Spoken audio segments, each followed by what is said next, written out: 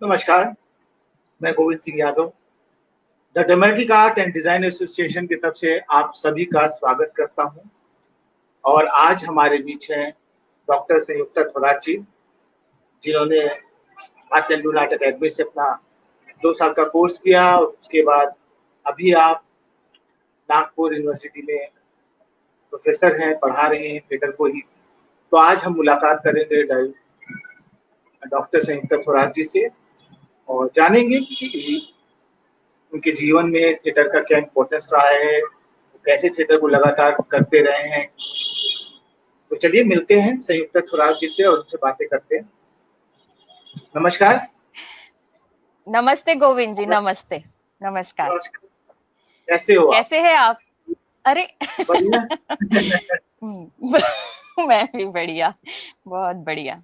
और आपने मुझे बुलाया इस प्लेटफॉर्म पे और दर्शकों के साथ लाइव गपशप करने के लिए आपने जो मुझे मौका दिया उसके लिए मैं पहले ही आपको बहुत दिल से धन्यवाद देती हूँ। नहीं, आपका और धन्यवाद कि आप आए और दर्शकों से भी हमसे सबसे बात करते करेंगे और हम सबको थिएटर के बारे में पता चलेगा, थिएटर के बारे में जानकारी होगी। आपका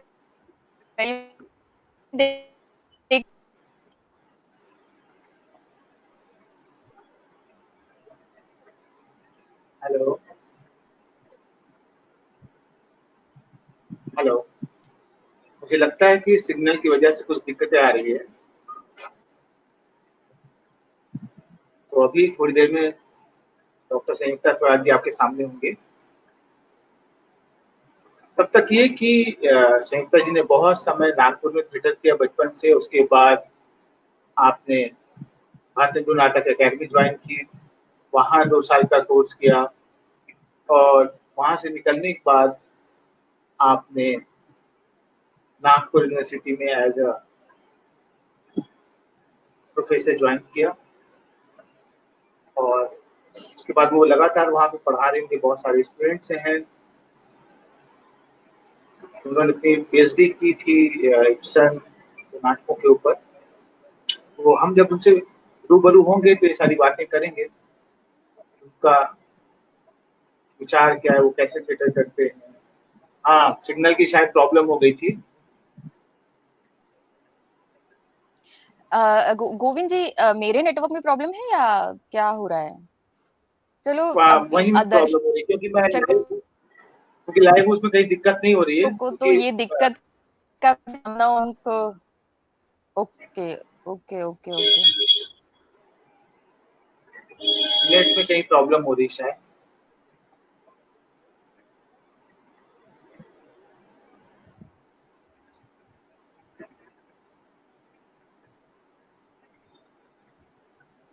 नहीं, मेरा नेट वैसे चल रहा है। अगर नहीं चलता तो उधर एक ये आता है, एरो आता है कि नेट नहीं चल रहा है। जी जी जी। हाँ, पर ये तो अच्छा। आपसे मैं ये अभी अगर जानना हम दिखाई दे चाहूंगा। रहे हो और आवाज आ रही है तो नहीं नहीं, बिल्कुल आवाज आ रही है।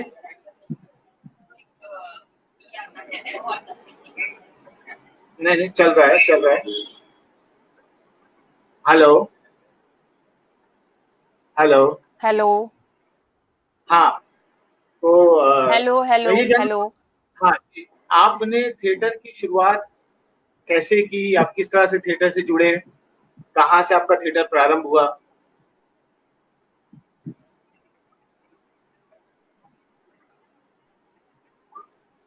जी, बहुत अच्छा सवाल है। क्योंकि थिएटर करते करते और थिएटर में जी एक लंबा समय बिताने के बाद शुरुआत कब की, कहाँ से की, ये थोड़ा सा नजरअंदाज हो जाता है ये क्वेश्चन।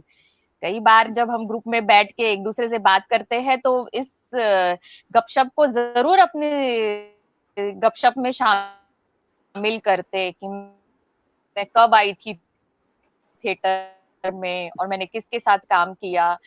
तो वही यादें अभी मैं सबसे पहले तो मैं बताऊंगी कि पता नहीं, मैं सच में नहीं जानती कि ये एक्टिंग का कीड़ा मेरे अंदर आया कहाँ से।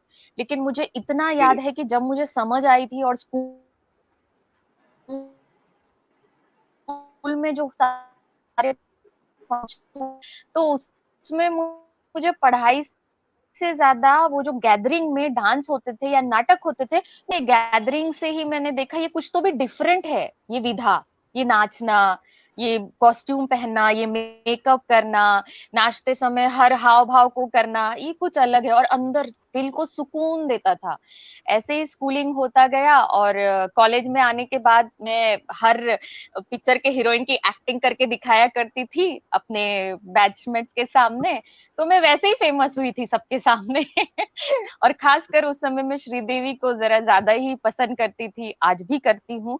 तो उनके पिक्चर के डायलॉग्स को लेके मैं बहुत ज्यादा ऐसे ही कुछ ना कुछ करके जरूर दिखाते थे। और जब हमारी टीचर्स आने में थोड़ा सा टाइम होता था तो सामने जाके सबके सामने कुछ ना कुछ डायलॉग बोलना और बताना। तो ऐसे में मैं जब 11th में थी तो यही सारा काम देखते देखते एक मेरी फ्रेंड है 11th की, तो उसने मुझे कहा कि क्या तुम्हें इंटरेस्ट है नाटक करने में। मैं नाटक से जुड़ी हूँ और मेरी मौसी नाटक करती है। तब तक मुझे नाटक और ये सब ना क्या होता है, क्या रिहर्सल है, परफॉर्मेंसेस क्या, उतना कोई आइडिया नहीं था क्योंकि घर से ऐसा कोई बैकग्राउंड ही नहीं था। हम लोग नाटक वाटक कुछ देखने जाया भी नहीं करते थे। तो मैंने कहा हाँ हाँ हाँ पक्का मैं करूंगी, मैं क्यों नहीं करूंगी। तो उसने अपनी मौसी से मुझे मिलवाया और मौसी उनकी बहुत प्यारी, हमारे नागपुर की सबसे फेमस कलाकार थी।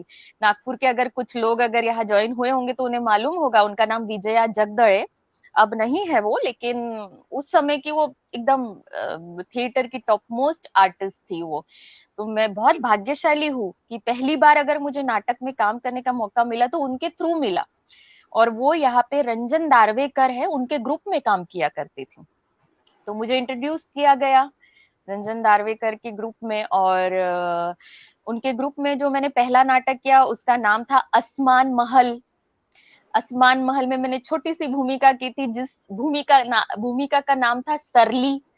और अलग टाइप का था मुझे ना वो रिहर्सल में जाना, सब मजा आ रहा था। सबसे बड़ी चुनौती थी मेरे सामने घर वालों से परमिशन, घर वालों को कैसे मनाऊं, क्योंकि मैं ठहरी लड़की और घर में तो रात के रिहर्सल और ये सब तो कोई परमिशन नहीं देने वाला था। अब करूँ तो क्या करूँ, खाना पीना छोड़ दिया। नहीं मुझे करना है, नहीं मुझे करना है। तो मैं सच में भगवान के बहुत बहुत मतलब मैं भगवान को शुक्रिया अदा करती हूँ कि मेरी मम्मी ने मुझे इसमें बहुत सपोर्ट किया। मेरे पापा ने भी मुझे बहुत सपोर्ट किया, लेकिन मम्मी का जो सपोर्ट बहुत शुरू से बहुत ज्यादा रहा। उसने मना लिया, यानी मम्मी ने मना लिया पापा को जैसे तैसे। और वो रात की रिहर्सल थी, रात को 9 बजे शुरू होके सुबह तक चलती थी। तो अब समाज, अगल बगल के लोग, रिश्तेदार, क्योंकि हम जॉइंट फैमिली में रहते थे, कहाँ जाती है लड़की रात भर, ये सब भी प्रश्न बड़े होते थे उस समय। तो लेकिन मम्मी ने हिम्मत नहीं हारी, मेरे मतलब मेरे लिए एक स्टैंड रही, वो खड़ी रही। खुद पढ़ी लिखी नहीं है, लेकिन मुझे, मैं जो करना चाहती हूँ उसमें पढ़ाया, उसने बहुत आगे बढ़ाया। और उसके सपोर्ट की वजह से उस नाटक में मैं काम कर सकी। लेकिन उस समय कंपल्सरीली मेरे भाई को मेरे साथ आना पड़ता था, चाहे वो शोज हो चाहे वो रिहर्सल हो। तो लेकिन अच्छा हुआ कि भाई मेरे साथ रहता था हर रिहर्सल में। तो वो एक ऐसे उसको अपन शुरुआत मान सकते हैं। उस समय गणपति में नाटक हुआ करते थे, गणपति और शारदा। तो हम लोगों के काफी शोज उसमें हुए। और 12th की वजह से मुझे फिर से थोड़ा सा इस विधा से, नाटक से थोड़ा सा जुदा होना पड़ा था। 11th में तो मैंने किया, लेकिन जैसे ही 12th शुरू हुआ तो घर वालों का बड़ा बर्डन था। अगर पास नहीं हुई 12th और नाटक ही करती रही तो 12th होने के बाद तुम्हारी शादी कर देंगे, तो घर में बर्तन घिसते रहना, वो तो मुझे करना ही नहीं था। वैसे शादी करनी थी।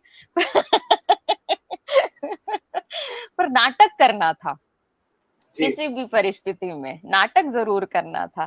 तो मैंने थोड़ा सा मन 12th की तरफ लगाया, पर मैं क्या करूं, हर नाटक के आर्टिस्ट के लिए यही शब्द होते ना, बस नहीं नहीं ये आखिरी, ये थोड़ा सा गैप लूंगा फिर करूंगा, पर कुछ आखिरी नहीं होता है, कुछ भी आखिरी नहीं होता। और कोई उनके लिए 12th और 10th मायने नहीं रखता है।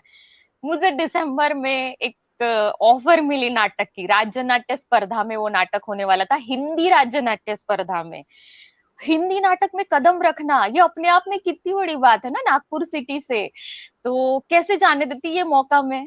तो मैं गई, मैं जहाँ खेलने जाया करती थी, बाद में वहां पे एक हॉल बन गया था, और हॉल बनने के बाद वहां पे लाइब्रेरी बनी और रिहर्सल्स हुआ करते थे। तो हमको बचपन की याद आई कि जिस प्लेस पे हम खेलने जाते थे, चलो देखते क्या होता है वहां। देखा कुछ लोग ना ऐसे कुछ पन्ने लेके पढ़ रहे थे। मुझे मेरा एक अनुभव तो था ही नाटक का, तो जी। मैं समझ गई ये तो नाटक है। तो मैं गई अंदर धड़ से, और मैंने कहा आप लोग नाटक करते हो। तो वो लोग सब ऐसे देखने लगे, एक छोटी सी बच्ची आई है नाटक करते हुए पूछ रहे। मैंने कहा मुझे भी करना है। फिर उन्होंने मुझसे थोड़े डिटेल में सवाल पूछे, तो मैंने उनके जवाब दिए। और उसके बाद जवाब यानी ऐसे उस समय के बालिश जवाब, कुछ अक्ल तो थी नहीं ज्यादा। तो उसके बाद ये हुआ कि वो मेरे घर आए। वो क्योंकि मेरे पापा को जानते थे तो वो घर आए, पापा से बकायदा परमिशन ली। और पापा ने हाँ बोला, और 12th है तो पहले बोले कि ये प्रॉमिस करे कि ये पढ़ाई करेगी। तो उन लोगों ने कहा आप तुम अपने मम्मी पापा को प्रॉमिस करो कि तुम्हारी ट्यूशन क्लासेस और पढ़ाई सफर नहीं किया करेगी। तो मैंने कहा हाँ हाँ हाँ मैं प्रॉमिस करती हूँ। तो ऐसे दिसंबर में मैंने उस नाटक की रिहर्सल में शुरुआत की। 3 जनवरी 1993 में उस नाटक का मंचन हुआ, और वो मेरा पहला ऐसा हिंदी रंगमंच का नाटक था जिसका नाम था नो एग्जिट। और नो एग्जिट में एस्टेल की भूमिका मैंने की थी। जॉ पॉल सार्थ का लिखा हुआ वो नाटक है। और उस नाटक को करते समय मेरी उस मतलब बाल भी नहीं बोल सकते, लेकिन किशोर अवस्था में वो सारी फिलोसॉफी मेरे सामने आई। तो मैं बहुत गहराई से सोचती थी उन सारी बातों के लिए, एक एक मूव के बारे में, एक एक डायलॉग के बारे में नहीं समझ में आते थे तो मैं पूछती थी डायरेक्टर से। वही मेरा ना पढ़ना भी शुरू हो गया था कहीं ना कहीं। मेरे तो पहली बार तो ऐसे लगता था मैं हाथ का क्या करूं, मुझे ऐसे लगता है मेरे हाथ कितने लंबे हो रहे हैं। तो उन्होंने मुझे ना इवन हाथ कैसे रखने चाहिए, कैसे बोलने चाहिए, और कितना इजी मूवमेंट करने चाहिए ये सिखाया। तो वो मेरा, तो मैं कहूंगी ना कि उस नाटक को करते करते वो मेरा फर्स्ट ट्रेनिंग भी माना जा सकता है वैसे। तो उस नाटक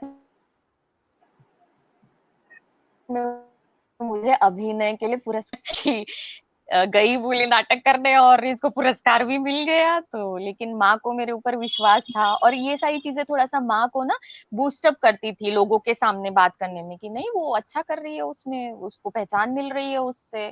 तो उस वजह से माँ ने बहुत सपोर्ट किया। और फिर उनका वो नाटक होने के बाद और हम लोग मैं लग गई थी पूरी तरह से पढ़ाई के लिए।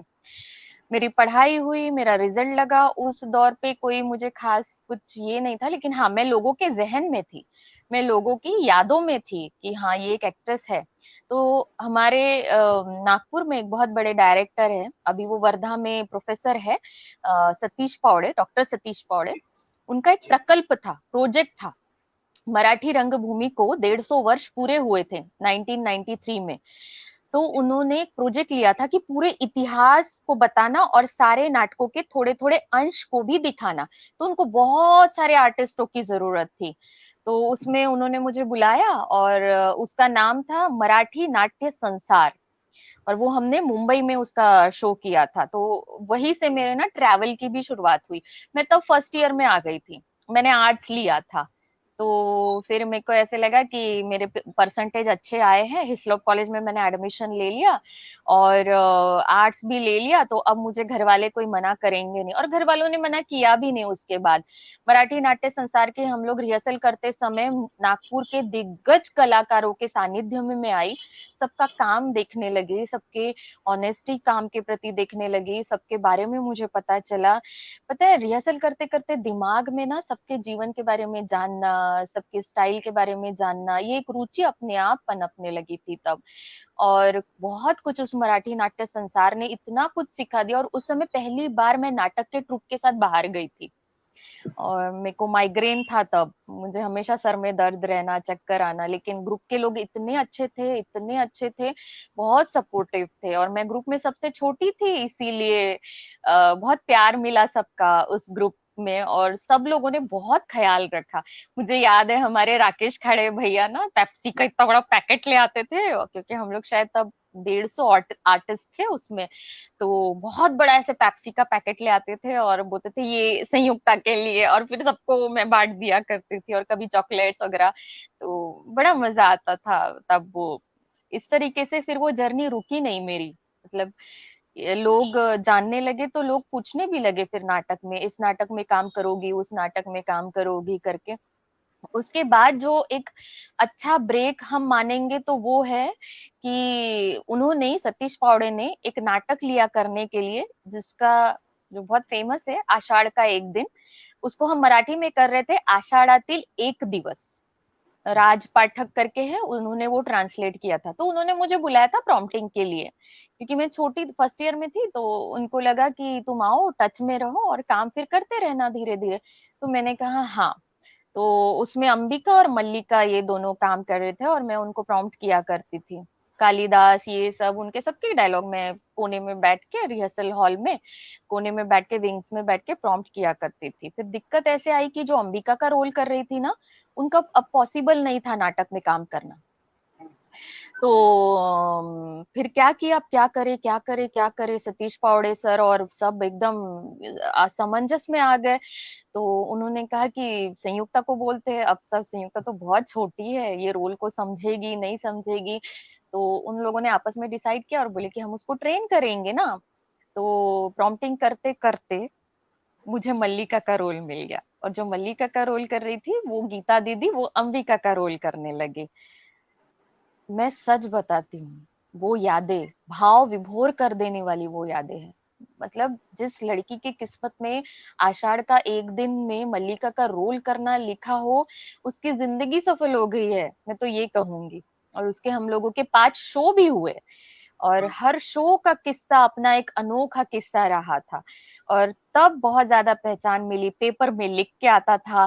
तो मैं बहुत दूसरे दिन ऐसे पेपर में पढ़ती थी अपने बारे में, बहुत खुश होती थी मैं कि अरे वाह अरे वाह। मतलब मुझे, क्योंकि मुझे पता नहीं था ना कि मतलब एक्टिंग में कैसे करती हूँ। मुझे तो तब भी लगता था कि अरे नहीं, अपने में अभी कुछ और ज्यादा संभावनाएं है, कर सकते हैं। लेकिन हाँ, मैं इसमें श्रेय उन सबको दूंगी, सीनियर्स को, जिन्होंने मेरे पीछे मेहनत की। सतीश पावड़े सर हो गए, रंजन दार्वेकर सर हो गए, गीता दीदी जो मेरी को आर्टिस्ट थी, वो भी रोना कैसा है यहाँ तक के मुझे सिखाया जाता था, रोना कैसे है।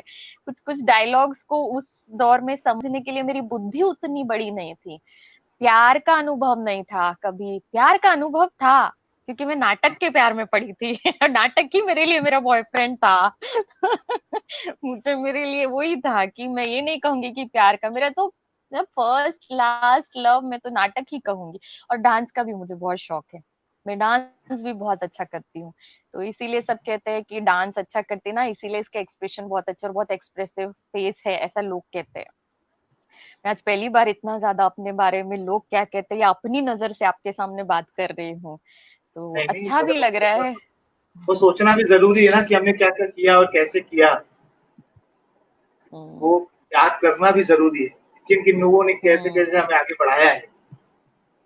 नहीं नहीं, सच में बहुत जरूरी है वो। और कई बार अपने बारे में बढ़ चढ़ कर बात करना भी थोड़ा सा वो लगता है, लेकिन हाँ, उस समय जो सपोर्ट किया और उन्होंने कहा मुझे कि नहीं तुम कर सकती हो, पेपर कटिंग्स में वो जो आता था कि नहीं इसने मंच पे बहुत अच्छा काम किया, तो वो मेरे लाइफ के प्रोत्साहन, ऐसे प्रोत्साहन मुझे मिलता रहा उन सारी बातों से। फिर मैंने सभी, लगभग सभी लोगों के साथ काम किया उस जमाने के। गजानन पांडे हो गए, एक तेजस थिएटर की तरफ से नाटक होते थे, उसमें काम किया। और मेरा जो थिएटर मूवमेंट ग्रुप था, जिनके साथ मैंने मल्लिका का मतलब रोल किया था आषाढ़ का एक दिन में, वो एक ग्रुप था। तो ऐसे, और पता है क्या होता था कि वहां पे अलग अलग लोग अलग अलग पैटर्न का नाटक करते थे। रियलिस्टिक नाटक, पारिवारिक नाटक, ये फिलोसॉफिकल नाटक। तो उसमें बहुत कुछ सीखने का मौका मिला। सार्थ का ही नाटक मौत के साये में, उसमें मैंने रोल नहीं किया था, लेकिन उसमें मैं बैक स्टेज पे थी, तो वो भी देखने को मिला, नई चीजें समझने को मिली। फिर त्या एका क्षणी, ये जस्टिस द जस्टिस नाटक का मराठी ट्रांसलेशन है, अडॉप्टेशन था पावड़े सर का। तो उसमें मैंने मारिया का रोल किया था। ये कहानी अगर आपको पता होगी कि माँ बेटी अपने होटल को चलाने के लिए अब सोचती है कि अब हम इस परिस्थिति से बाहर निकलने के लिए कोई बड़ा आसामी हमें मिलेगा तो उसे मार देंगे और पैसा रखेंगे। तो और उसका बेटा जो है वो बचपन से ही बाहर चला जाता है और वो अपने बेटे के गम में है, वो लेडी और वो बहन भी। तो आसामी करके वो जॉन ही आता है, रात भर उनके कुछ गपशप होती रहती है कि वो अपनी पहचान बताता नहीं है कि मैं आपका बेटा हूँ, लेकिन वो सोचता है ये पहचान लेगी, लेकिन उसी को जहर दे दिया जाता है। फिर मारिया आती है, मारिया से उनको पता, मारिया से पहले माँ जब उसका आई कार्ड निकालती है तब उसे एकदम से शॉक कि मतलब जिसका इंतजार किया उसी का मर्डर हो गया इसके इन लोगों के हाथों से। वो और उसकी जो पत्नी है मारिया, वो आती है और वो बताती है कि वो कितना तुमसे प्यार करते थे, वो कितना तुम्हें मानते थे, उनका जीवन तुमसे मिलने के लिए कितना बेकरार था। तो मारिया का रोल किया था मैंने। तो ऐसे फिर हर चीज की फिलोसॉफी समझती गई और आगे बढ़ती गई। मेरे पापा एक्चुअली फिलोसोफर है, वो नागपुर यूनिवर्सिटी में फिलोसोफर के प्रोफेसर थे, रिटायर हो गए। तो ऐसी रही मेरे नाटक की जर्नी। फिर पीछे मुड़ के तो देखा नहीं, क्योंकि मैंने तो नाटक ही हो किया ना, नो एग्जिट। विजय पाल जी आपको नमस्कार बोल रहे हैं, बहुत सारे लोग अरे हैं, हाँ। है ना। तो मैं, क्योंकि नागपुर मुंबई कमर्शियल थिएटर के लिए जाना जाता है, तो कोई ऐसा प्ले जो कमर्शियली आपने देखा हो या किया हो उसमें, है ना, जो आपके जहन में हो, एक अमिट छाप छोड़ा हो, है ना, क्योंकि वो भी तो हुआ होगा, क्योंकि आप जब कर रहे थे तो देख भी रहे होंगे, है ना। तो कभी क्या आप कमर्शियली थिएटर से जुड़े बीएनए आने से पहले, या कोई ऐसा नाटक देखा जो जिसने एक प्रभाव छोड़ा, या ऐसा कब हुआ कि आपने निश्चय किया कि मुझे बीएनए जाना है ट्रेनिंग के लिए, मुझे पढ़ाई करनी है, तो वो क्या कारण थे जिसके यहाँ पे आपने सोचा कि मुझे जाना है पढ़ने के लिए और पढ़ाई करनी है? हाँ, बहुत अच्छा सवाल है आपका। ऐसे जो मुझे घर से तो ऐसा कोई गाइडेंस था नहीं कि अगर तुम्हें नाटक में इंटरेस्ट है तो बेटा ये चुनो, तो पढ़ाई करो, नहीं तो ऐसा करो, ऐसा कोई बताने वाला तो मुझे था ही नहीं। इवन ग्रुप में भी ऐसे कोई थे नहीं कि पढ़ाई में ये क्या करना चाहिए। हाँ, कुछ बुक्स रेफर कर दिया करते थे, पर उस जमाने में ना नाटक के क्षेत्र में लंबी पढ़ाई का कोई ऐसा ट्रेंड था ही नहीं। जब तक शौक है तब तक करो। हाँ, कमर्शियल नाटक से ना मैं ज्यादा जुड़ी नहीं। एक कमर्शियल नाटक मैंने किया जिसका नाम था विच्छा माझी पूरी करा। ये नाटक हिंदी में भी कई जगह होता है। बहुत फेमस नाटक है ये। अभी मुझे इसका हिंदी का नाम याद नहीं आ रहा है। सैया भय कोतवाल शायद। अच्छा, क्योंकि वो कोतवाल बनने के चक्कर में ही पूरा वो उसकी पूरी कॉमेडी जो है ना, वो उसके कोतवाल बनने के आगे पीछे इर्द गिर्द घूमती है। और एक जो लावनी करने वाली होती है वो उससे मतलब प्यार करता है, शादी करने वाला, तो वो हमेशा पूछती है कब बनोगे कोतवाल, कब बनोगे कोतवाल। तो मैंने वो रोल किया था कि मैना बाई का। और मुझे भी कैरेक्टर का नाम नहीं याद रहा, पर मैना ही था। और उसमें 3-4 लावनी भी मैंने की थी, तो मेरे डांस का भी एक ऐसा मैंने मतलब वहां पे मुझे एक चांस मिला बीइंग अ डांसर भी इंट्रोड्यूस होने के लिए।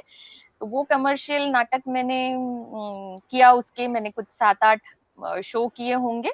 उसके बाद नहीं किए उसके शो। कमर्शियल नाटकों से मेरा सच में मेरा खुद का कोई बहुत ज्यादा संबंध नहीं आया।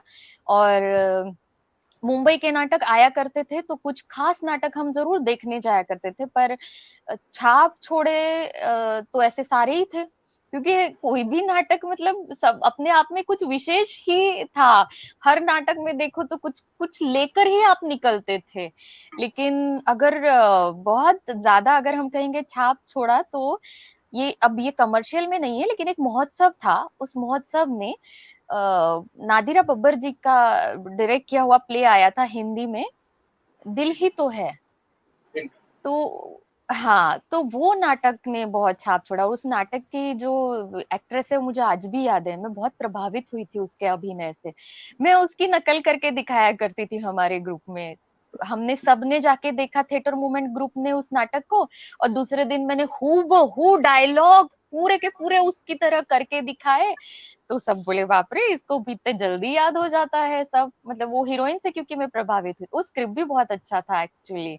और वो हीरोइन का रोल भी, मतलब वो स्ट्रगल करने आती है म्यूजिक फील्ड में, वो जो जिस म्यूजिशियन के पास जाती है, खोलिए दरवाजा, खोलिए खोलिए दरवाजा खोलिए, वो खोलता है और तुरंत बाथरूम जाती है और बाहर आती है, और थैंक गॉड। तो वो पूछता है, ऐसी कोई किसी की पहली मुलाकात होती है? अगली बार मैं ना कोशिश करके आऊंगी कि मैं बाथरूम होकर आऊं। और हरियाले और रास्ते करके वो जो ड्रेस पहनती है, तो उसमें भी कुछ रंग ऐसे कि हरियाली और रास्ते इस टाइटल से मिला जुला होता है। जैसे उल जुलूल जी, मतलब स्ट्रगल करने आए म्यूजिक का, रहने का उसका स्टाइल अलग, बात करने का अलग। और फिर बाद में वो बन तो जाती है बड़ी, और उसका हर जो स्ट्रगल की जो परत होती है, पर्सनल लाइफ की जो परत है, वो धीरे धीरे खुलती है उसमें। वो अभिनेत्री ने और उस नाटक ने मुझे बड़ा प्रभावित किया। उसका एक और डायलॉग था कि अब उसके रियल लाइफ में कुछ हीरो आते जाते, तब भी वो बोलती कि टूटा मेरा ये दिल कई बार, टूटा मेरा ये दिल कई बार, पर फिर भी मोहब्बत पे मुझको है एतबार। तो लो, मुझे अभी तक याद है। और वो कब कब देखा था मैंने, शायद ऐसी कुछ 93 94 की ही बात है ये। तो वो एक नाटक रहा जिसने मुझे बड़ा प्रभावित किया। और क्योंकि कैसा है ना कि जैसे जैसे हमारा बैचलर हो रहा था, घर की परिस्थितियां खराब हो रही थी, लड़के खड़े किए जाते थे। कि क्या है ना, ग्रेजुएशन पूरा होने देना चाहिए, ये मतलब संकल्पना ही नहीं थी कहीं कि अरे मास्टर्स तो करवाओ लड़की को ना। मतलब अब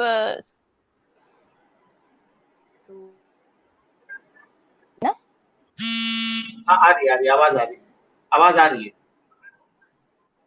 तो ऐसा था कि लड़के देखने आया करते थे, और ये बाप रे, ये क्या झंझट पीछे लग गया है। मतलब देखने नहीं आते थे, लेकिन एक ही देखने आए होंगे, और बाकी तो फिर ऐसे रिश्ते आना जिसको बोलते हैं ना।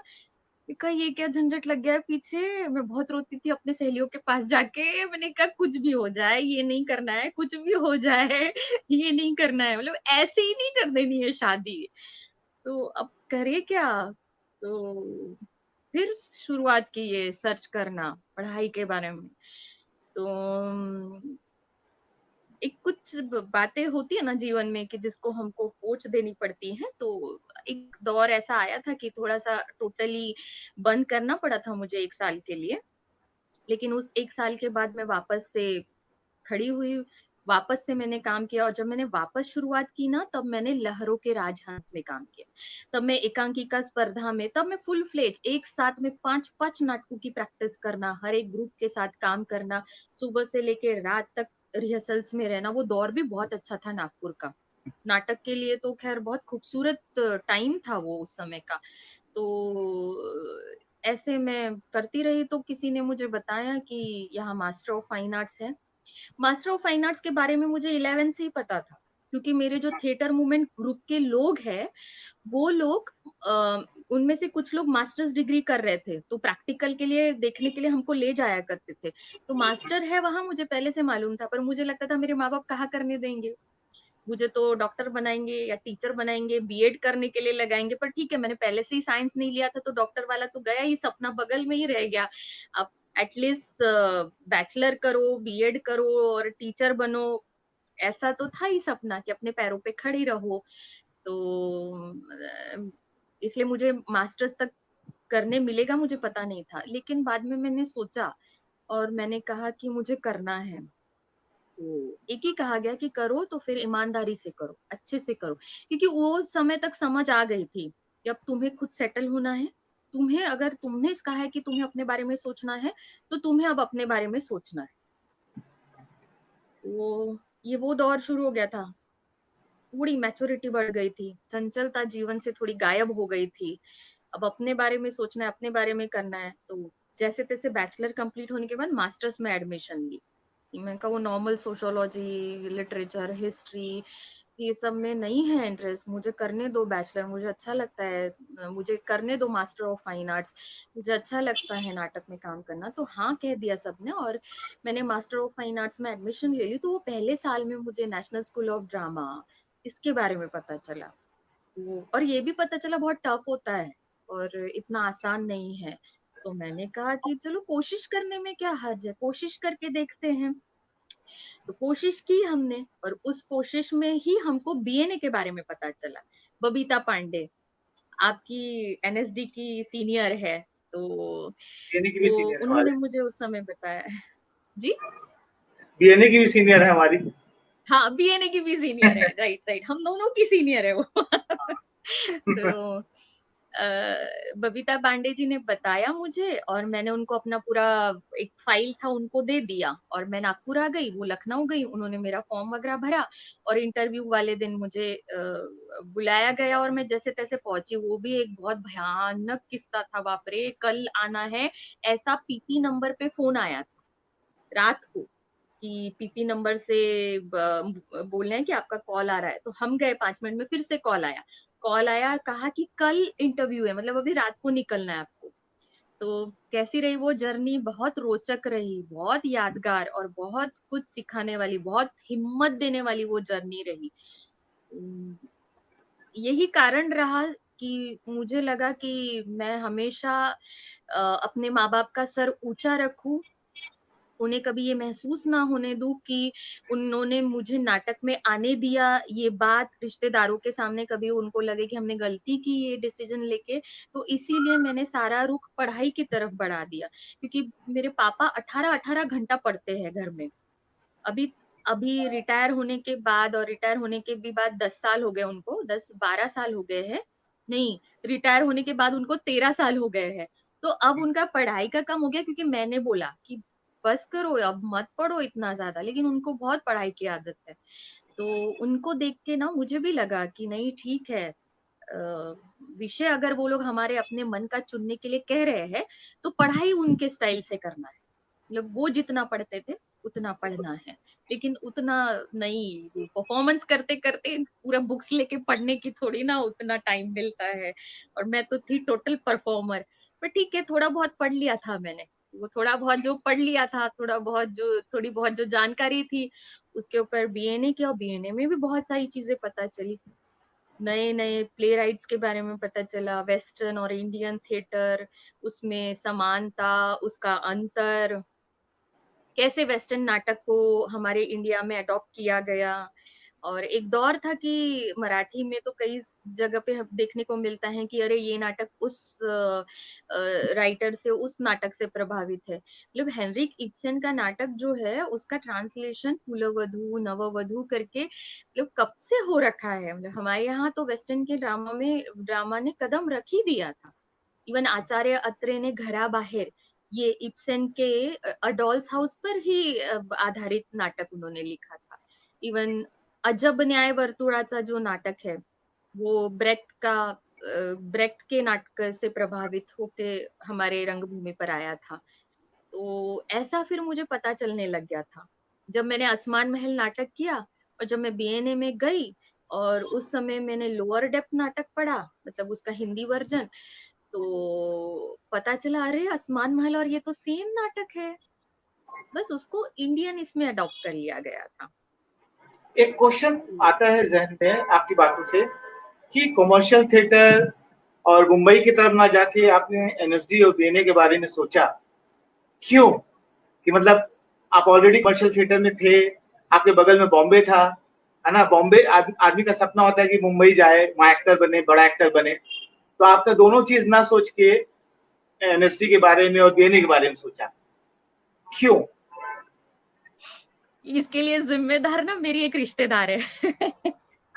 मैं छोटी थी ना, तो हम लोगों को ये रंगभूमि और फिल्मों की दुनिया की असलियत से अवगत कराया जाता था।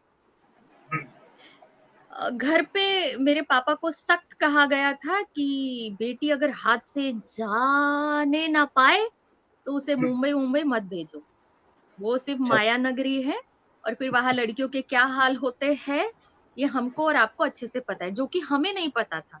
मुझे तो आज तक झूठ लगता है वो, लेकिन क्या करें, अभी घर वालों की सोच वैसी थी तो कभी मुंबई कुछ कर नहीं पाए। नहीं तो एक हल्की सी लाइन तो मन में वो भी थी कि मुंबई में कमर्शियल नाटक होते हैं, या मुंबई तो बहुत अच्छा शहर है, वहां हम जा सकते हैं, काम कर सकते हैं। लेकिन नहीं, घर वालों ने वो ऑप्शन ही नहीं दिया था, वो रखा ही नहीं था सामने। वो धमकी रहती थी ना शादी, तो फिर उस वजह से ना उनका भी सुनना पड़ा मुझे। पर मुझे ऐसा लगता है ना कि उस समय जो हुआ वो अच्छा हुआ, कि मैं पढ़ाई की तरफ मेरा मतलब मेरे पापा ने बराबर मुझे मोड़ लिया था। मैं बहुत थैंक्स बोलूंगी उनको कि उन्होंने मुझे सही मार्ग दिखाया। कैसा होता है ना कि मुझे ऐसा लगता है कि हमारे पेरेंट्स के डिसीजन हमारे लिए कभी गलत नहीं हो सकते, उनकी नीयत कभी हमारे लिए गलत नहीं हो सकती है। उन्होंने मुझे ये करने दिया, यही तो बहुत बड़ी बात है। अब उसमें मुंबई जाने के लिए परमिशन नहीं दी तो कोई बात नहीं। मैं, पता है आपको, मैं जब पापा को कहती थी ना, ये ना मनोज बाजपेयी, जब पापा और मैं हम लोग एक साथ, जब मैं जॉब वॉब करने कर लग गई थी मुझे, तो मेरे जॉब लगने के बाद मैं 3 साल मेरे पापा के पास ही थी, उन्हीं के घर पे रहा करती थी। तो क्योंकि मेरी बेटी हुई थी और वो कहते थे कि नहीं तुम अकेले कैसे संभालोगी उसको, तो यहीं पे रहो। तो हम लोग ऐसे पिक्चर वगैरह देखा करते थे, तो पापा को मैं बोलती थी ये मनोज बाजपेयी है, और ये देखो ना ये एक्टर बन गया, ये हीरो बन गया। तो पापा कहते थे हाँ बेटा, स्ट्रगल करके तो खैर सच में बहुत उन्होंने नाम कमाया है, सब है, लेकिन उन मतलब ये मेरे पापा की लाइनें हैं कि वो हमेशा कहते थे कि लॉन्ग टर्म सेटलमेंट बहुत ज्यादा जरूरी होता है। ये आपको आज नहीं समझ में आता है, लेकिन आपको ये कभी ना कभी तो जरूर समझ में आएगा। उस समय सच में ये नहीं समझ में आया था, लेकिन आज मुझे सच में, और ये कोविड में तो और भी अच्छे से समझ में आ गया है कि पापा कभी भी गलत नहीं थे। पापा कभी गलत नहीं थे मेरे बारे में डिसीजन लेने के लिए। वो मेरे पापा है तो मेरे लिए डिसीजन अच्छा ही लेंगे। तो तो बीएनए। इसीलिए बस घर वालों की वजह से मैं मुंबई नहीं गई, और इसीलिए आज तक नहीं गई। लेकिन अब भी मेरे पापा मुझे कहते हैं कि बेटा, अगर आप फिल्मों में काम करना चाहती हो तो आप करो। और जैसे उन्होंने मुझे इसी साल उन्होंने सिग्नल दिया, मेरे ख्याल से 2019 के एंड में उन्होंने मुझे बोला था कि बेटा, अगर आप फिल्मों में, मैंने पूछा उनको कि पापा मेरी तो पहले से इच्छा थी, आपने कहा पढ़ाई करो, मैंने तो पढ़ाई की और नेट दिया, पीएचडी की, सब की, लेकिन मुझे परफॉर्मेंस करने में बड़ा मजा आता है। तो बोले कि फिर आप करो फिल्मों में काम। तो मैं बहुत, मुझे खुशी हुई। और तो फिर अब नागपुर में भी काफी ऐसा शुरू हो गया ना कि यहाँ पे भी शूटिंग होती है, यहाँ पे भी डायरेक्टर है। तो मैंने फिर फिल्म में बताना शुरू कर दिया कि मैं इंटरेस्टेड हूँ, अगर अच्छा रोल है तो मुझे बताओ। तो मैंने एक ऑडिशन भी दिया था नागपुर में पता नहीं उसका क्या हुआ लेकिन मैंने दिया था एक ऑडिशन। तो मैं अब काम करूंगी क्योंकि पापा ने ग्रीन सिग्नल दिया है, तो अपना जॉब संभालते हुए ही करूंगी। तो आपने इतना थिएटर किया हुआ था पहले, तो बीएनए जाके क्या आपकी चेंजेस आवाज मुझे आए? ना बहुत कम आ रही है, क्या पता शायद मेरा ब्लूटूथ अच्छा, कहीं से ऑफ तो नहीं हो गया है कहीं। एक मिनट में चेक करती हूँ। Please please please.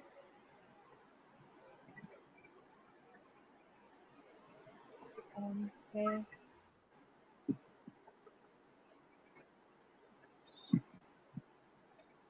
अब आवाज आ रही है क्या?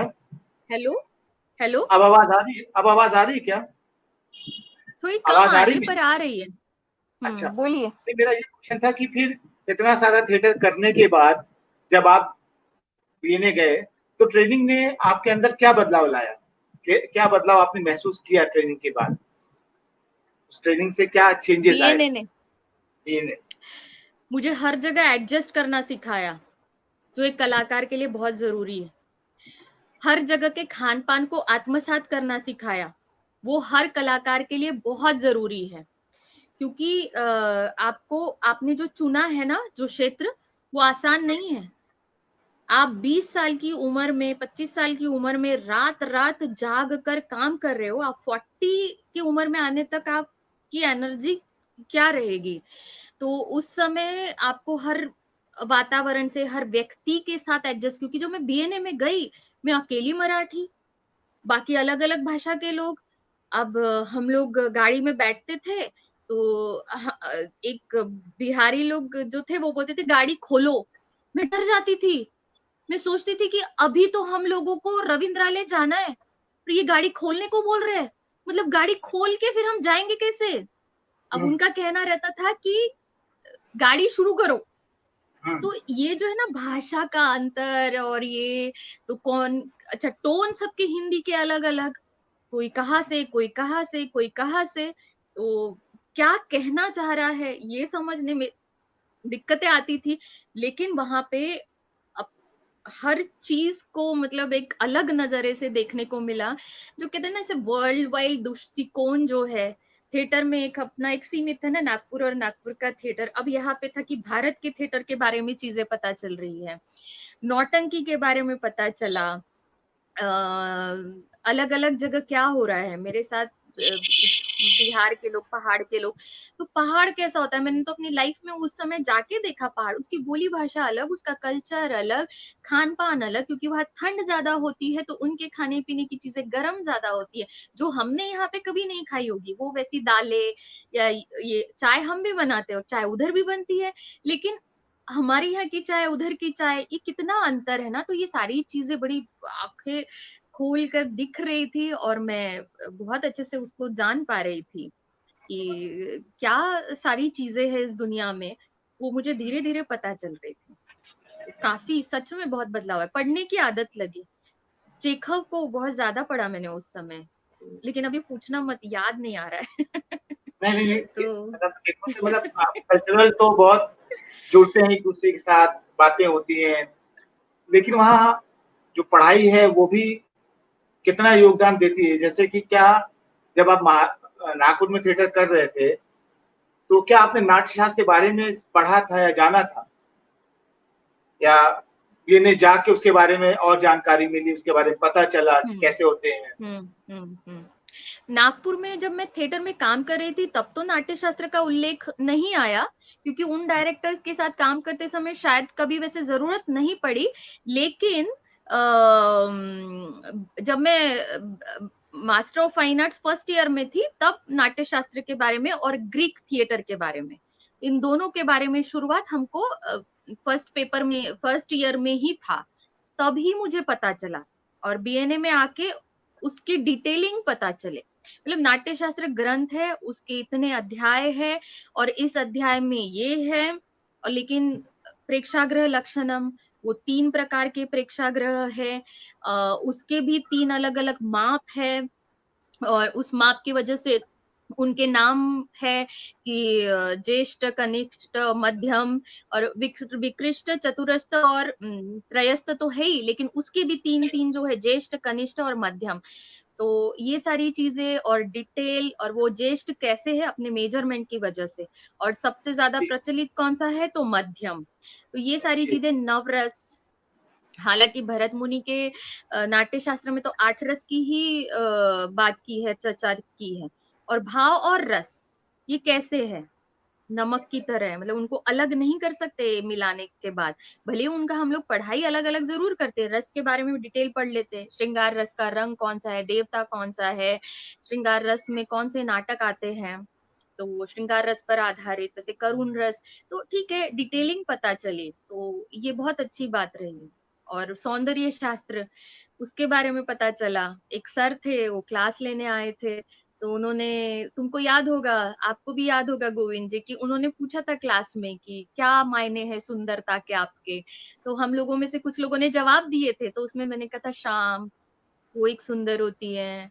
तो ये सारी चीजें देखो कैसे जीवन से जुड़ा हुआ है, लेकिन जब हम उसको क्लिष्ट भाषा में डाल देते हैं, बहुत ज्यादा तात्विक कर देते हैं, तो हमें लगता है कि बड़ा कठिन है वो। लेकिन सौंदर्य कुछ हमारे जीवन से दूर नहीं है, बहुत परे नहीं है, बस सजग होना, यानी उसका रस ग्रहण करना। तो ये सारी चीजें जो है ना, वो वहां पे मुझे धीरे धीरे पता चल रही थी, ये सब मैंने सीखा, और नाट्य शास्त्र के बारे में डिटेल में वहां पे पढ़ा, और ग्रीक थिएटर के बारे में भी डिटेल स्टडी वहां पे हुई, भारतेंदु नाट्य अकेडमी। मैं बहुत गर्व महसूस करती हूँ कि मैं वहां की पास आउट हूँ। मतलब और डिटेलिंग नाटक के बारे में और समझना और जानना, नाटक ही नहीं, सोसाइटी के बारे में, समाज के बारे में, लोगों के बारे में, क्योंकि अलग अलग तरह के लोग होते हैं, तो हमारा रेंज और बढ़ता है जब हम ट्रेनिंग करते हैं। अच्छा, उसके बाद ट्रेनिंग के बाद आप कैसे मतलब पढ़ाने लगी और कैसे पढ़ाने से जुड़ गई? क्योंकि जब आप बीएनए गए होंगे तो एक सपना रहा होगा कि हम एक्टर बने, एक्टिंग करें, तो पढ़ाने का कब आपने सोच लिया, पढ़ाने से कब आप जुड़ गए? ये सबसे अच्छा सवाल है। ये मतलब ये ऐसा सवाल है कि इसका आज तक मुझे मेरे पास कोई खास जवाब नहीं। पर मैं एक बात बताऊं, सच में दिल से मैं परफॉर्मर बनना चाहती थी। ये शाश्वत सत्य है मेरे लाइफ का, ठीक है। लेकिन मैंने बीएनए से पास आउट होने के बाद सॉन्ग एंड ड्रामा डिवीजन में कैजुअल आर्टिस्ट करके भी काम किया था, 3 साल। तो तब मैं परफॉर्मेंस ही किया करती थी। मेरा एमएफए भी मैंने कंप्लीट किया, मैंने नेट की एग्जाम दी, नेट की एग्जाम मैंने पहली बार में क्लियर कर ली।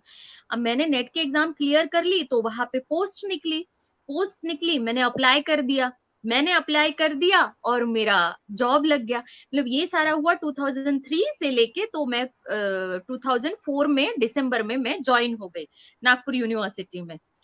तो ऐसा है, थिएटर ही सिखाना है ना, तो परफॉर्मेंस भी करते रहेंगे, ऐसा सोचा था कि इवनिंग का टाइम तो अपना होगा, तो इवनिंग में परफॉर्मेंसेस करते रहेंगे।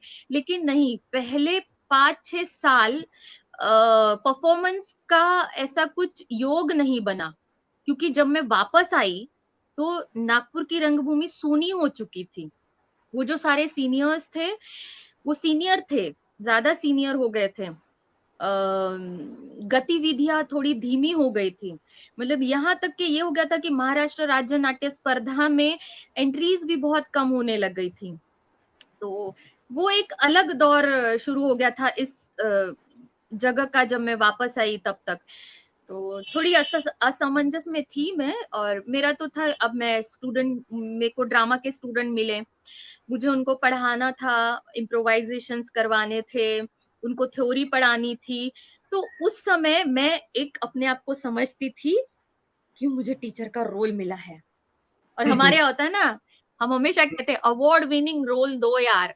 मतलब हम लोग अक्सर डायरेक्टर के लिए कि अगले साल नाटक में तुम काम करोगी, अवार्ड विनिंग रोल हो तो सोचूंगी। हमारे एक ऐसे मजाक में अक्सर हम लोग ये बातें करते हैं।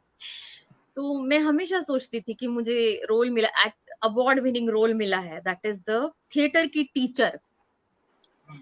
और उस थिएटर की टीचर का जो रोल मिला मुझे लाइफ का, जिसका डायरेक्टर ऊपर वाला है, कास्टिंग भी उसने की है और डायरेक्शन भी वही दे रहा है, मन की बातें हो रही है, वो वही मेरा बॉयफ्रेंड है, नाटक, जिसने मुझे हमेशा अपने पास, क्योंकि वो पॉजेसिव है ना मेरा बॉयफ्रेंड मेरे लिए, तो उसने मुझे हमेशा अपने से ऐसे बांध के रखा है। मेरी जीवन की पूरी मतलब नैया पार कर दी उसने, मेरे जीवन के बारे में सोचा उसने। तो फिर मैं परफॉर्मेंसेस करके दिखाकर, जैसे नौटंकी अगर पढ़ा रहे तो हमें आतमजीत सिंह ने जो भी पढ़ाया था, वो चौगुला वगैरह, तेरी बाकी अदा पे तो फिदा मैं हूँ, अगर आपको याद होगा हम लोग जब क्लास में थे, तो वो सारी चीजें मैंने ढूंढ के निकाली और मैं अक्सर पढ़ाते समय एक्ट करके पढ़ाया करती थी। तो अपने अंदर का जो कलाकार है उसके उसको भी थोड़ी बहुत शांति मिलती थी। और मेरे स्टूडेंट्स की रिक्वायरमेंट के अनुसार, उनकी समझ के अनुसार, मैं सच बताती हूँ, मेरे स्टूडेंट मेरे जीवन के अनमोल रत्न है, मेरे पहले बैच से लेके तो आज तक के, और आगे भी रहेंगे। क्योंकि मुझे पहले तो एक परफॉर्मर से टीचर उन लोगों ने बनाया, और एक टीचर से आज हम कह सकते कि अच्छी टीचर उन्होंने बनाया। मेरे अंदर बहुत ज्यादा पेशेंस ने जगह ली, मेरे अंदर बहुत ज्यादा डेवलपमेंट हुए, बहुत डिसिप्लिन में मैं आ गई थी, क्योंकि मैं बहुत डिसिप्लिन में कभी नहीं थी, जीवन को मैं बहुत ज्यादा सीरियसली लिया भी नहीं करती थी। तो ये मेरे स्टूडेंट्स ने मुझे बहुत बहुत बहुत मौका दिया, क्योंकि उनकी जो रिक्वायरमेंट्स होती थी, और मुझे हमेशा लगता था कि नहीं, मेरा तो रोल है, मुझे तो मेरे रोल के सारे डायलॉग्स लर्न होने चाहिए, सारे मूव्स अच्छे होने चाहिए, मेरा तो अवार्ड विनिंग रोल है तो मुझे बहुत अच्छी परफॉर्मेंस देनी चाहिए। तो उनके जो भी सवाल हो, रिक्वायरमेंट्स हो, एक अलग साइकोलॉजी से कोई गुजर रहा हो, तो हर इसमें, हर बात में, हर स्टूडेंट ने मुझे कुछ ना कुछ मेरे लाइफ में बहुत कुछ सिखाया है, कुछ ना कुछ और बहुत कुछ, दोनों ही चीजें मेरे स्टूडेंट ने मुझे सिखाई हैं। लेकिन क्या करे गोविंद जी, मैं आपको बताऊं, अंदर का परफॉर्मर तो ऐसे मतलब फन उठाता ही था, ऐसे ऊपर ऊपर।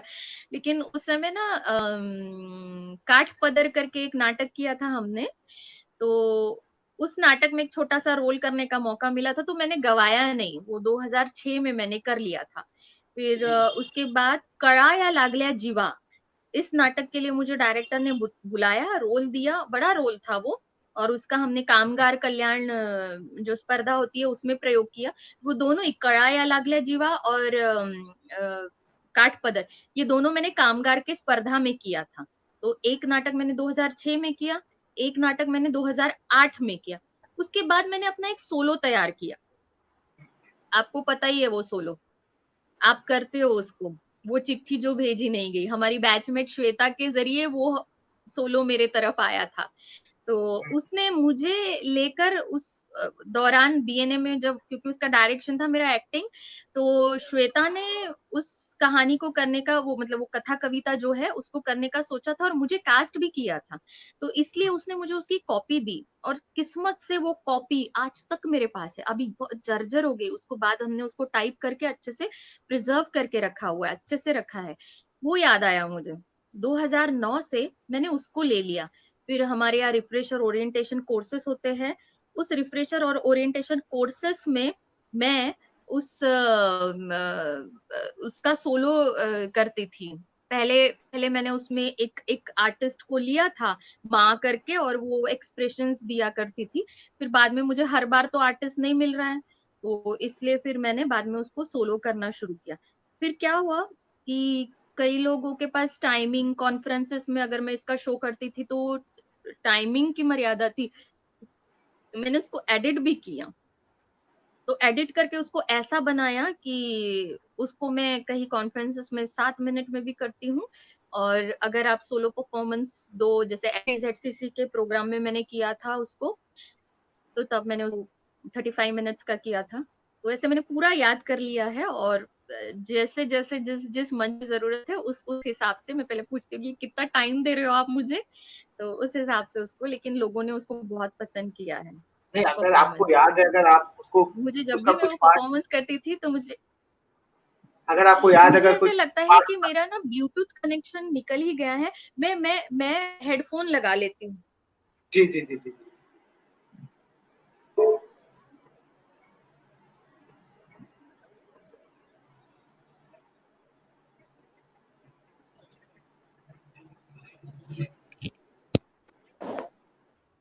हेलो। हेलो। हाँ, अरे आवाज आ रही है? आवाज हाँ आवाज आ रही है? हाँ, आवाज अब आ रही एकदम मेरे ख्याल से, हाँ हाँ हाँ हाँ हाँ, अब एकदम बढ़िया आ रही है, अब एकदम बढ़िया आवाज आ रही है। लेकिन अब मेरी आ रही है क्या? है? हाँ, बिल्कुल आ रही है, अच्छे से आ रही है, अच्छे से आ रही है आवाज। मैं ये कह रहा था, अगर आपको वो कविता याद है, अगर उसका कुछ अंश आप अभी बोलना चाहें, करना चाहें, तो आपका स्वागत है कि मतलब ऑडियंस भी देख ले, जो आपको इतना प्रिय है।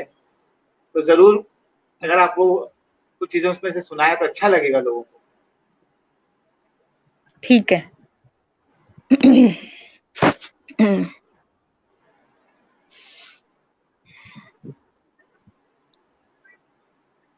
माँ,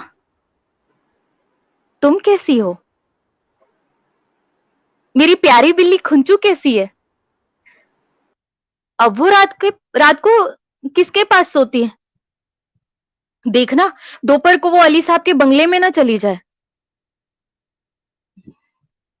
माँ, तुरई की लता को फूल आए हैं। इस बार बारिश बहुत हुई थी, तरफदार बाबू का पोखर तो पानी में डूबकर बह गया होगा। घर की छप्पर पर नई फूस टलवाई है ना? तुली को मेरी डोरिया वाली साड़ी पहनने को कहना। आंचल के पास थोड़ी फटी है, जरा सी ले तो ठीक है। तुली को कितना मारती थी ना माँ मैं, अब कभी नहीं मारूंगी। हाँ, कालू भोलू को मछलियां मिली कुछ?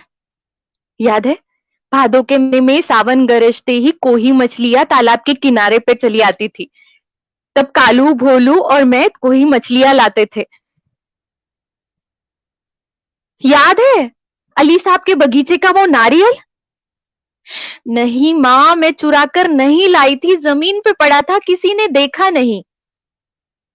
नारियल के बड़े का वो स्वाद आज भी मेरे मुंह से लगा है।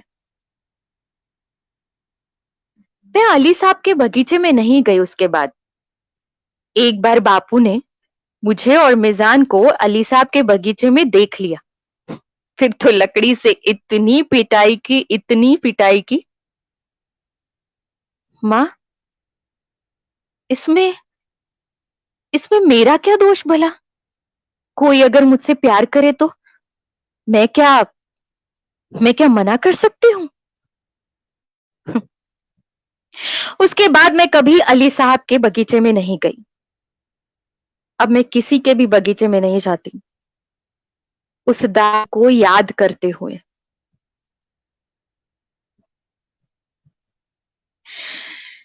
माँ, बापू कैसे है? तुम कैसी हो? और और भाई कैसा है?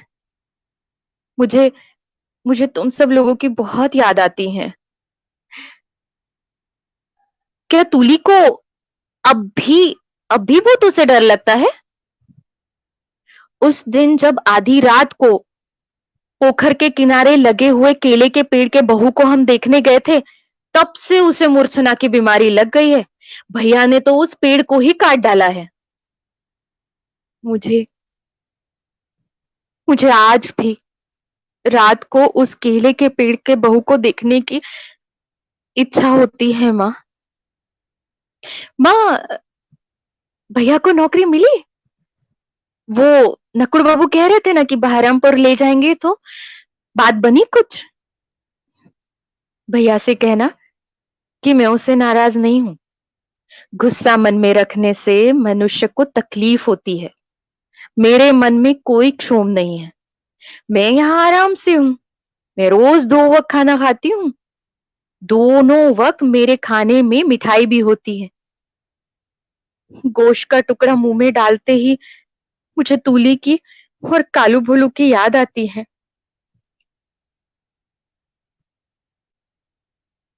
मैं और तूली पोखर के किनारों से करौंदे की पत्तियां तोड़कर लाया करती थी। कितना अच्छा होता था वो करौंदे के पत्ती का साग, कितना स्वादिष्ट, बिन पैसों का। मैं परवल की भी सब्जी खाती हूँ माँ, तले हुए परवल। हाँ, अभी तो अभी तो मौसम में ताड़ ताड़ होता होगा ना? तुम ना कालू भुलू को ताड़ के पकोड़े बहुत पसंद है। एक दिन तल देना उनके लिए। जानती हूँ माँ, तेल बहुत महंगा है, लेकिन लेकिन तुम तल देना उनके लिए। मुझे बेचकर जो 6,000 रुपए मिले थे, उसमें तो गाय खरीद ली होगी। अब मुझ जैसे लड़की से तो गाय ही भली।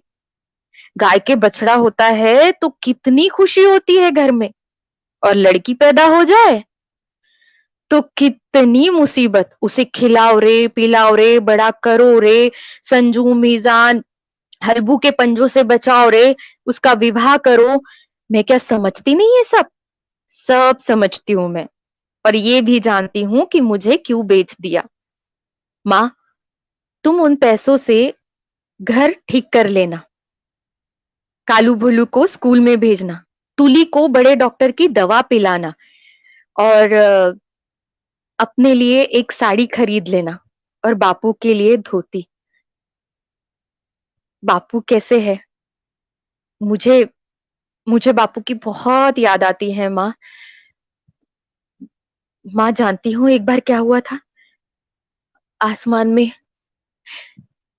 आसमान में काले बादल घिरा है। मेरा मेरा मन मेरा मन न जाने अजीब सा करने लगा। किसी को बताए बिना किसी को बताए बिना मैं स्टेशन चली गई और यहाँ स्टेशन पर उतरते ही देखती तो एक रिक्शा खड़ी थी और रथथल्ला का मोड़ आते ही कोई चिल्लाया, कौन कौन जा रही है वहां से? मैंने पीछे मुड़ के देखा तो भैया, हल्बू, मिजान सबके साथ बैठकर ताश खेल रहे थे। भैया ने कहा, क्यों आई है यहाँ?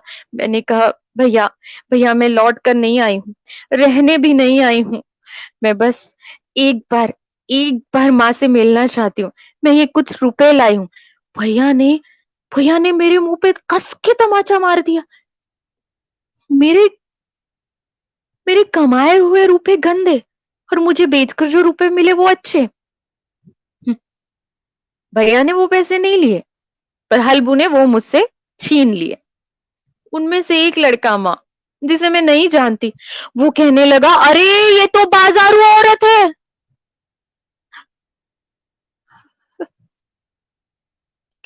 कैसे जान लिया माँ उन्होंने? क्या क्या मेरे शरीर पर ऐसा लिखा हुआ है? भैया ने मुझे चली जा कहकर भगा दिया। मैं लौट आई, पर पर मैं भैया से नाराज नहीं हूँ। मेरे मन में मेरे मन में कोई क्षोभ नहीं है। अगर मेरे वहां आने से वो गांव खराब होता है तो मैं मैं उस गांव में कभी नहीं आऊंगी। मैं चाहती हूँ तुम सब ठीक रहो, खेत खलियान ठीक रहे, घर बार ठीक रहे। मैं वहां कभी नहीं आऊंगी। मैं यहाँ ठीक हूँ माँ। मैं रोज पलंग पर सोती हूँ। द्वार के पास पावपोश है, दीवार पर माँ दुर्गा की तस्वीर टंगी हुई है और अलमारी भर कर कांच के ग्लास है। छत पर पंखा घर घर घूमता रहता है और यहाँ के कुत्ते रात भर भौंकते रहते हैं। तुम समझ रही हो ना माँ कि मैं कितने आराम से हूँ? माँ, मैं तुम्हारी बेटी नहीं, पर तुम तो मेरी माँ हो। तुम्हारे और भी बेटा बेटी होंगे, पर पर मेरी तो एक ही माँ है। इसीलिए तुम्हें खत लिख रही हूँ। माँ, तुमसे एक विशेष अनुरोध है। बापू को समझाना, कहना कि तुली का कोई अच्छा सा लड़का देखकर ब्याह कर देना, और अगर किसी वजह से वो ब्याह नहीं कर सकी तो उसे कहना कि अपने गले में फंदा लगाकर मर जाए, मरकर वो बच जाएगी। नहीं, मैं मैं ये क्या कहने लगी? तुली जिंदा रहे, तुम सब लोग जिंदा रहो। ये ये मैं ये मैं क्या कहने लगी? माँ, माँ तुम बापू को समझाना। बापू से कहना कि तुली को, सुनो माँ, तुम तुली से कहना कि वो अपने पैरों में शक्ति भरकर दूर चली जाए, इतनी दूर जहां तक उसकी नजरें ले जाए, खेत खलियान पहाड़ नदी नाला सब, हर चीज से दूर। ऐसी एक दुनिया में, जिस दुनिया में लड़की को लड़की होकर जीने का हक हो, जहां लड़की को बेचा नहीं जाता, दबोचा नहीं जाता, कचोटा नहीं जाता, जहां लड़की पर बलात्कार नहीं होते, अत्याचार नहीं होते। ऐसी कोई तो दुनिया होगी ना माँ, जरूर होगी। बापू से कहना कि तुली को भी मुझ जैसी हराम की जिंदगी जीने के लिए मत भेज देना माँ, मत भेज देना। बहुत बढ़िया, सच में बहुत, है ना, मजा आ गया। Thank you. मतलब एक परफॉर्मर ही होता है, कितना भी पढ़ाने के लिए जाए लेकिन उसको परफॉर्मेंस तो करनी ही है ना, तो लेकिन वो लेकिन अब हाँ। पढ़ाने में बहुत मजा आता है सच में। मतलब मैं सोचती हूँ ना कि जैसे नवरस है तो मैं उसको डायलॉग्स में बना के एक्टिंग के साथ श्रृंगार के वक्त श्रृंगार की तरह, करुण के वक्त करुण की तरह, तो थोड़ा सा ऐसा स्टाइल अपना बना लिया कि जिसमें बच्चे भी बड़े मतलब खुश रहते हैं, अच्छा लगता है उनको। मेरे क्लास में अटेंडेंस 100% होती है। तो तो अब बहुत समय आपने दिया, तो एक आखिरी क्वेश्चन कि थिएटर को लेके इतना कुछ आपने किया, बचपन से थिएटर कर रहे हैं, ट्रेनिंग की, फिर पढ़ाने पे आए, अभी आपका थिएटर को लेके क्या सपना है? आप क्या सोचते हो या क्या कल्पना है कि आप थिएटर में क्या क्या करना चाहते हो आप?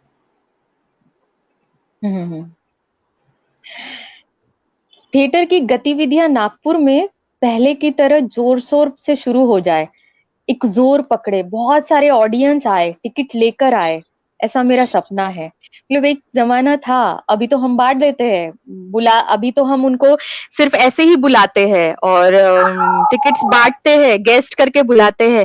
लेकिन मुझे लगता है कि वो दौर फिर से आ जाए रंगमंच का, कि जहाँ सब लोग टिकट लेकर आ रहे हैं, हाउसफुल शो जा रहा है। तो ये मेरा सपना है और मैं ये करना चाहूंगी, और ऐसा हुआ भी है। एक हमारी नागपुर की बहुत अच्छी जानी मानी रंगकर्मी है, निर्देशक है दीपाली घोंगे, इनका इन्होंने नाटक जो लिखा और किया था, महारथी कर्ण, तो मैं बहुत खुश हुई। उस ऑडिटोरियम में खड़े रहने के लिए भी जगह नहीं थी, मैं थोड़ा लेट पहुंची थी। और वो थोड़ा लेट मालूम है क्या है, 6 बजे का शो था और 6 को जब 5 कम थे, उस समय वो ऑडिटोरियम खचाखच भर गया था। जितने ऑडियंस थे उतने ही ऑडियंस को वापस भी जाना पड़ा था। तो ये ऐसा ही हमेशा बना रहे, मैं ये चाहूंगी। और मेरा एक और सपना है कि क्या है कि अभी नया ट्रेंड आया है यहाँ पे कि महाराष्ट्र राज्य नाट्य स्पर्धा में नए नाटक लिख कर उसको प्रेजेंट करो, ऐसा एक पुराने भी करने देते हैं लेकिन नए नाटक लिखो। तो बड़े नए नए राइटर्स आए हैं सामने और नई कल्पनाएं आई हैं, लेकिन हमारे जो पुराने हैं, जैसे अभी नया जनरेशन जो थिएटर की तरफ आ रहा है ना, तो उनके लिए मैं चाहती हूँ कि जो पुराने नाटक है और दमदार नाटक है, हम उन नाटकों का जो दम है वो उन तक पहुंचे। इसीलिए उन नाटक को लेकर उनका डायरेक्शन करके, उसमें एक्टिंग करके उनके शोज करना, ताकि ये नई पीढ़ी को हमारी ये धरोहर जो है वो उनको पता रहे। तो बस ये सपना है। और यूट्यूब में तो खैर देखते हैं बच्चे, लेकिन लाइव परफॉर्मेंस में तो खैर एक अलग मजा होता है ना। तो इसलिए मैं, जब लॉकडाउन खुल जाएगा तो एक नाटक मेरे जहन में है। वो लॉकडाउन चालू होगा ये पता नहीं था ना, तो उससे पहले वो उठा लिया था मैंने वो प्रोजेक्ट, और करना अप्रैल से शुरू सोचा था कि अप्रैल मंथ के एंड में, ये बच्चों की एग्जाम भी हो जाती है मेरे स्टूडेंट्स की, तो उसके बाद मैंने सोचा था कि मैं करूंगी। लेकिन अब ये स्थितियां ऐसे हो गई थी, तो लेकिन जैसे ही लॉकडाउन खुल जाएगा और नाटक की गतिविधियां शुरू हो जाएगी तो वो नाटक मैं जरूर करूंगी। जी, मतलब अच्छा है, अच्छा सपना है कि नाटक कमर्शियली हो, जो पैसे दे के आए, ये तो होना ही चाहिए, भीड़ होनी ही चाहिए, तभी जाके नाटक सार्थक होता है। तो इसी के साथ आपका सच में बहुत अच्छा लगा, बहुत मजा आया आपसे बात करके। और मुझे क्या, दर्शकों को भी अच्छा लगा, बहुत सारे कमेंट्स हैं सबके, बहुत कुछ सारे कमेंट्स कमेंट्स। पढ़ के बताइए, आप कुछ कमेंट्स तो पढ़िए। क्योंकि तो क्वेश्चंस नहीं है, उसमें क्वेश्चंस नहीं अच्छा। है, लोगों को अच्छा लगा, है ना। कुछ लोगों के नमस्कार हैं, क्वेश्चन होते तो मैं जरूर पढ़ता, है ना। कोई क्वेश्चन करना चाहे तो कर भी सकता है, वेलकम, उनका स्वागत है। तो इतना समय आपने दिया, सच में बहुत अच्छा लगा। तो बहुत बहुत आपका धन्यवाद और बहुत बहुत शुक्रिया। थैंक यू आपको कि आपने मुझे इस काबिल समझा कि आप जो ये उपक्रम चला रहे हैं, आप शायद एक दिन में 2 आर्टिस्ट और मेरे ख्याल से टेक्नीशियंस और एक्टिंग एकेडमिशियन प्रैक्टिशनर, ऐसे सबको आप अपने मंच पर बुलाते हैं, उनके साथ गपशप करते हैं। ये एक बहुत ही अच्छा उपक्रम आपने अभी ये लॉकडाउन के पीरियड में शुरू किया, बहुत अच्छा है। और इसमें आपने मुझे काबिल समझा कि मैं भी आकर उन दर्शकों के सामने अपनी बात रख सकूं, उसके लिए आपने मुझे आमंत्रित किया। मैं दिल से आपको धन्यवाद देती हूँ, और आपके भी थिएटर की जो जर्नी है आगे तक वो बहुत आगे जाए, ऐसी शुभकामनाओं के साथ आपको बहुत बहुत आभार। थैंक यू, बहुत अच्छा लगा।